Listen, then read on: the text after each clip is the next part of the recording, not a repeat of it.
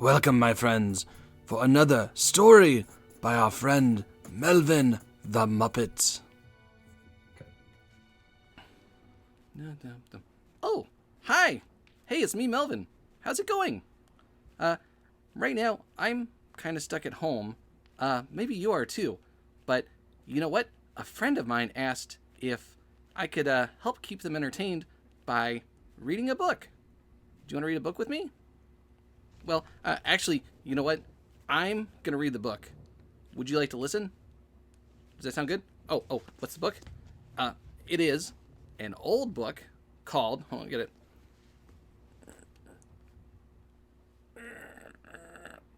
Alice's, it's a big book. Alice's Adventures in Wonderland. It was written by a British gentleman named Lewis Carroll over 150 years ago. It was written in 1865. It's a wonderful story of fantasy, if you haven't heard it before. So we're going to take a look. I'm going to give it a read. And if there are any words that you might not understand or it doesn't make sense, go ahead and pause and ask your parents or an adult or someone who might. Because it is a language from a long time ago. Should we get started? Okay. Let me open the book up. It's got that nice page feel to it. All right. Chapter 1. Down the Rabbit Hole. Alice was beginning to get very tired of sitting by her sister on the bank and of having nothing to do. Once or twice, she had peeped into the book and her sister was reading, but it had no pictures or conversations in it. And what's the use of a book, thought Alice, without any pictures or conversations? So she was considering in her own mind, as well as she could, for the day made her feel very sleepy and stupid, whether the pleasure of making a daisy chain would be worth the trouble of getting up and picking the daisies. That's like a thing of flowers. When suddenly, a white rabbit with pink eyes ran close by her. There was nothing so very remarkable in that, nor did Alice think so very much out of the way to hear a rabbit say to itself, oh dear, I shall be late." When she thought about it over afterwards, it occurred to her that she ought to have wondered at this, but at the time, it all seemed quite natural. But when the rabbit actually took a watch out of its waistcoat pocket and looked at it and then hurried on, Alice started to her feet, for it flashed across her mind that she had never before seen a rabbit with either a waistcoat pocket or a watch to take out of it, and, burning with curiosity, she ran across the field after it, and, fortunately, was just in time to see it pop down a large rabbit hole under the hedge. In another moment, down the rabbit hole went Alice after it, never once considering how in the world she was going to get out again.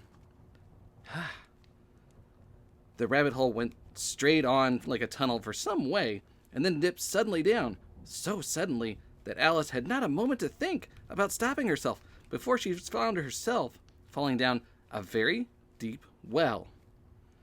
Either the well was very deep, or she fell very slowly, for she had plenty of time as she went down to look about her and wonder what was going to happen next.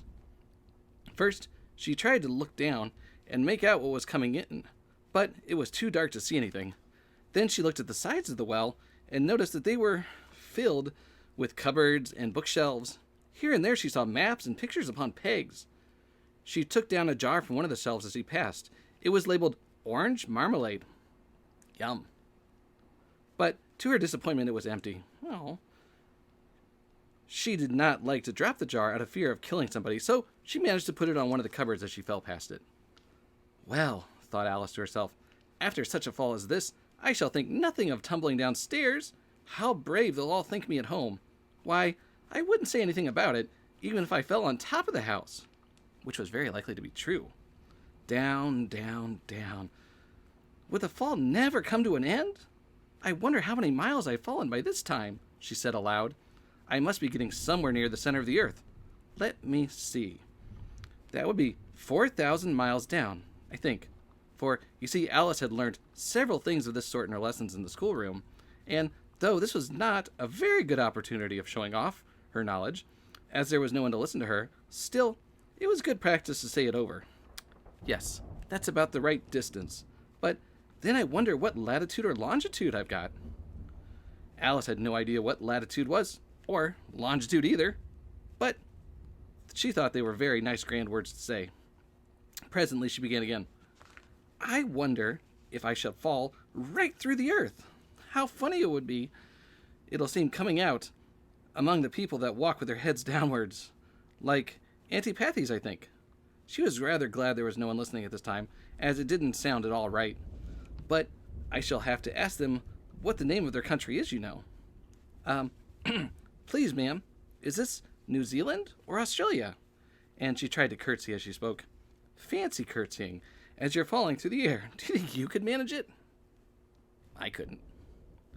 And what an ignorant little girl she'll think of me for asking. No, it'll never do to ask. Perhaps I shall see it written down somewhere. Down, down, down. There was nothing else to do, so Alice began talking again. Dinah will miss me very much tonight, I should think.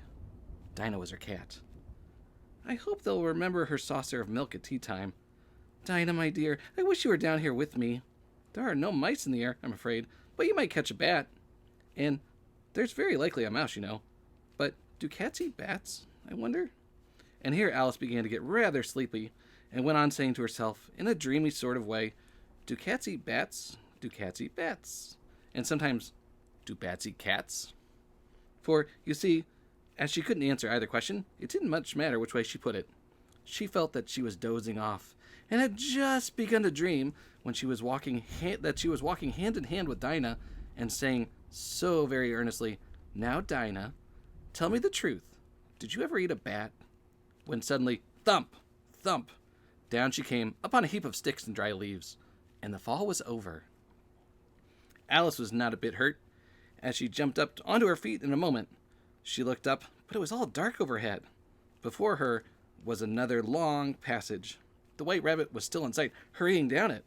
There was not a moment to be lost. Away went Alice like the wind, whew, and just in time to hear her say it as it turned a corner. Oh, my ears and whiskers, how late I'm getting! She was close behind it when she turned the corner, but the rabbit was no longer there to be seen. She found herself in a long, low hall, which was lit by row upon row of lamps hanging from the roof. There were doors all around the hall, but they were all locked, and when Alice had been all the way down one side and up the other, trying every door, she walked sadly down the middle, wondering how she was ever going to get out again. Suddenly, she came upon a little three-legged table, all made of solid glass. There was nothing on it except a tiny golden key. And Alice's first thought was that it might belong to one of the doors in the hall. But, alas, either the locks were too large or the key was too small. But, at any rate, it would not open any of them.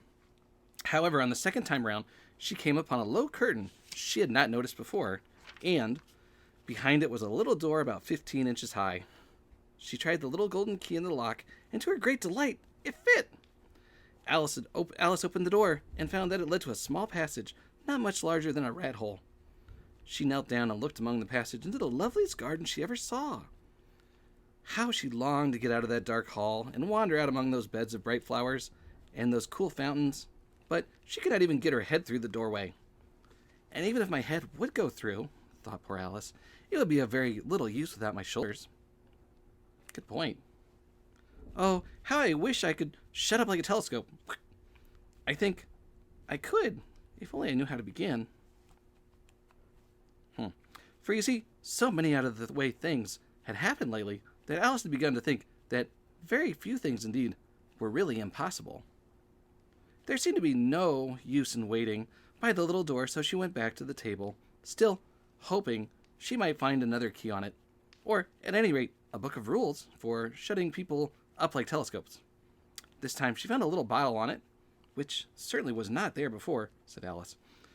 And around the neck of the bottle was a paper label with the words, "Drink me," beautifully printed on large letters. It was all very well to say, "Drink me," but the wise little Alice was not going to do that in a hurry. No, I'll look first, she said, and see whether it's marked poison or not. For she had read several nice little histories about children who had gotten burnt and eaten up by wild beasts and other unpleasant things, all because they would not remember the simple rules their friends had taught them, such as that a red-hot poker will burn you if you hold it too long, and that If you cut your finger very deeply with a knife, it surely bleeds. And she had never forgotten that if you drink too much from a bottle of marked poison, it is almost certainly to disagree with you sooner or later. Ugh, yeah, I bet. However, this bottle was not marked poison, so Alice ventured to taste it, and finding it very nice, it had, in fact, a sort of mixed flavor of cherry tart, custard, pineapple, roast turkey, toffee, and buttered toast. Blah. She very soon finished it off. What a curious feeling, said Alice. I must be shutting up like a telescope. And so it was indeed. She was now only 10 inches high, and her face brightened up at the thought that she was now the right size for going through the little door into that lovely garden. First, however, she waited for a few minutes to see if she was going to shrink any further. She felt a little nervous about this, for it might end, you know, said Alice to herself, in my going out altogether, like a candle. I wonder what I should be like then. And she tried to fancy what the flame of a candle is like after the candle is blown out, for she could not remember ever having seen such a thing. After a while, finding that nothing more happened, she decided on going into the garden for once. But, alas for poor Alice, when she got to the door, she found she had forgotten the little golden key. Oh no. And when she went back to the table for it, she found she could not possibly reach it. She could see it quite plainly through the glass, and she tried her best to climb up one of the legs onto the table, but it was too slippery. And when she had tired herself out with trying, the poor little thing sat down and cried. Oh. Come, there's no use in crying like that, said Alice to herself, rather sharply. I advise you to leave off this minute. She generally gave herself very good advice, though she very seldom followed it. And sometimes she scolded herself so severely as to bring tears into her eyes. And once she remembered trying to box her own ears for having cheated herself in a game of croquet she was playing against herself. For this curious child was very fond of pretending to be two people. Two people? But it's of no use now, thought poor Alice, to pretend to be two people. Why, there's hardly enough of me to make one respectable person.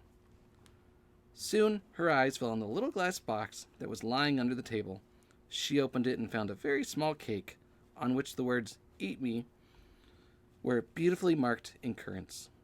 Well, I'll eat it, said Alice, and if it makes me grow large, I can reach the key, and if it makes me grow smaller, I can creep under the door. So either way, I'll get into the garden, and I don't care which happens.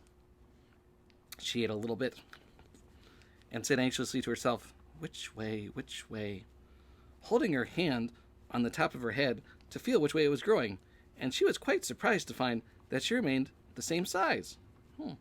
To be sure, this generally happens when one eats cake, but Alice had got so much into the way of expecting nothing but out-of-the-way things to happen that it seemed quite dull and stupid for life to go on in a common way. What should I do?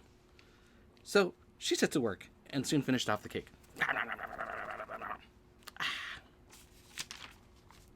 Chapter 2. All right. Hey, Chapter 1 was fun. A lot of eating and drinking. But I think we're going to take a little break here before Chapter 2. All right? Cool. Stick around for Chapter 2. Melvin.